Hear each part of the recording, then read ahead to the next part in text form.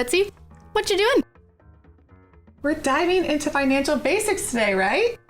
Huh? A little visual pun for our viewers. They love this stuff. Okay, cringe. Hey, this is the first I'm hearing about this. Okay, come on. Does anyone want to co-host, please? Let me know in the comments. Let's get started on some financial basics while these two work on their stage act. Here comes the first and easiest. Free credit reports. You're entitled to one of these per year from each of the credit bureaus. A good place to review yours can be found on creditkarma.com, where you can get your latest scores, and if something looks fishy, Nice. then you can report it. And why should you care about your credit score? Because there could be wrong or even false information on your credit report, causing a drop in your score. Like a red herring. Save for retirement as early as possible. Most 20-somethings aren't concerned about saving for retirement, but the sooner you start, the better the return when you hit that magical golden age. If you've never looked into a 401k, now is the time. Check with your employer to see if you're able to contribute to one. And ask if they match contributions. If they do, contribute up to that amount to get the match if it works for your budget. Don't think you earn enough to contribute? Any amount helps. Remember, you have another 30 to 40 years of saving to go. What you put in now will grow and help you finish strong. If you don't have access to a 401k, open an IRA. Anyone can open one, and you don't need an employer to make that happen. Credit cards don't equal free money. One of the biggest mistakes young adults make is how they use their credit cards. They think it's essentially free money, but that's not how it works. Leaving a balance on your credit card means interest accrues, so you end up paying more for what you bought. As well as making your credit score flounder. If you can, pay your balance in full every month, especially if you have a rewards card. If you can't, that's a good sign you need to change your buying habits. Next, track your spending.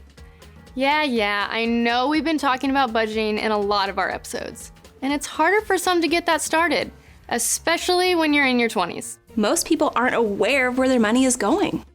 By tracking, you can figure out where the leaks are and control your expenses. Changing it up, huh? No fish puns this time.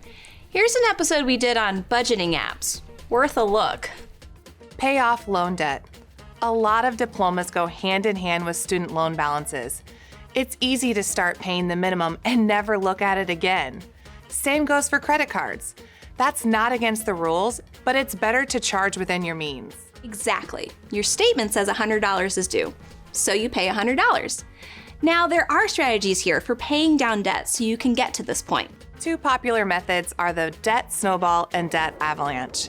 The debt snowball method means you pay debt starting with the smallest balance and ending with the largest balance. Once the balance is paid off, you roll the payment you were originally making into the next payment. So, if your first debt required $50 per month and your second debt requires $100, you pay $150 on that second debt. The debt avalanche method. This pays off your debt from the highest to lowest interest rate. Mathematically, this strategy makes the most sense as you'll save money in interest over the course of paying off your debt. However, it can take longer, so some choose the snowball method. Either works, so figure out which one works best for you. Don't play keeping up with the Joneses. There's no winners in this game. Exactly. A little pep talk from the Bells here. You don't need to waste money trying to impress or outdo someone else. If they don't want to be seen with you because you don't have the latest and best, well, you might just want to be friends with someone else. Ooh, that one was smooth. Not even mad. Very impressed. It's important to build a good support group of friends and family who understand your financial goals and want to see you succeed. Otherwise, you fail before you even begin. Finally, focus on reducing your biggest expenses. Obvious, right? This is good advice for any stage in life. Your 3 biggest expenses as a young adult are most likely housing, transportation, and food. For housing, it's easier to find a cheaper place to live when you're young. You can split rent with roommates in a house or an apartment, or if they're okay with it, stay with your parents a little longer and save up.